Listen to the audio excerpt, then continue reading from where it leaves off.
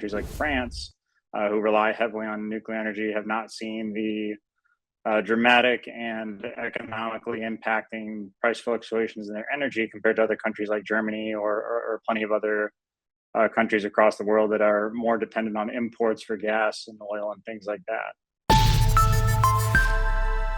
Welcome back inside our proactive newsroom. And joining me now is Stefan Zemansky. He is a nuclear analyst with Vetify. And Stefan, it's good to see you. How are you? Doing well today, thanks. Good to have a talk about nuclear. We hear a lot about it. Some people on one side, some people on the other, obviously. So maybe give me some ideas for people out there what the nuclear industry looks like today.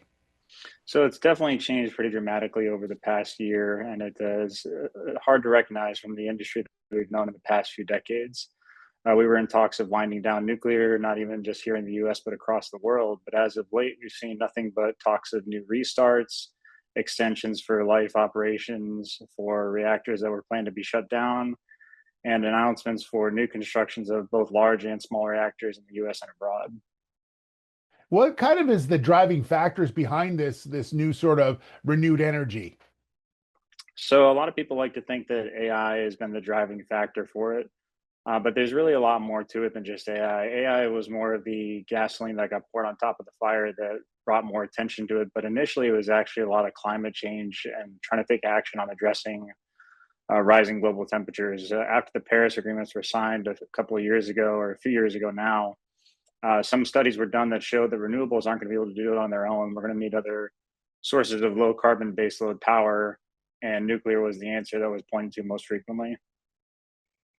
Yeah. Are investors at a point right now where they may have missed the boat, so to speak, on investing in nuclear energy in this renaissance period that we're seeing right now? We've definitely seen a lot of the companies, both on the private and public side, really take off in their valuations. Some of them have retreated since then.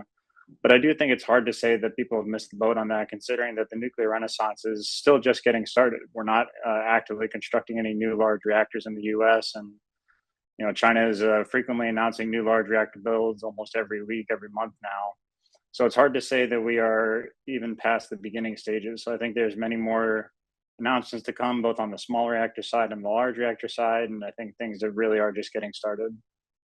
Yeah, I'm wondering about on the geopolitical regulatory angles of the talk about nuclear, because as you mentioned in the past, it was all about no nuclear, shutting down nuclear, getting out of it. But people are realizing the cleanness of it and how much it can do and with such a little amount. So are you seeing more support coming on that side of things?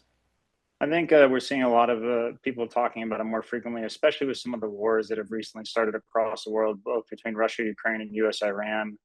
Wars have definitely highlighted the need for a focus from countries on national energy security, not just national physical security.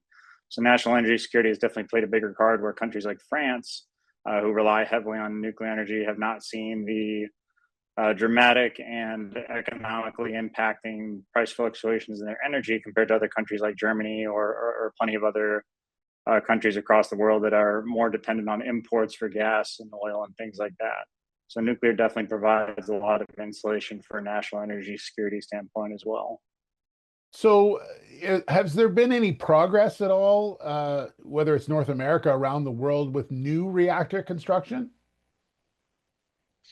So some of the more tangible things we've seen in terms of new reactor construction across the world, we definitely see a lot of ongoing projects in the UK, as well as a lot of the projects that Russia is progressing in multiple different countries. And China has definitely been the flagship for new construction of reactors within their own borders.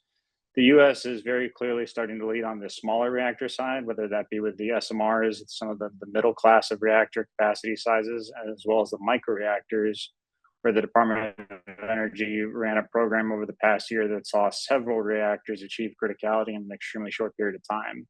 As for the large reactors in the US, we haven't seen any of them break ground yet, but there are multiple federal programs, both from the Department of Commerce and the Department of Energy, that are in some of the final stages of the negotiation, as comments have been made by companies like Cameco, that we may be hearing some large reactor announcements here in the very near future.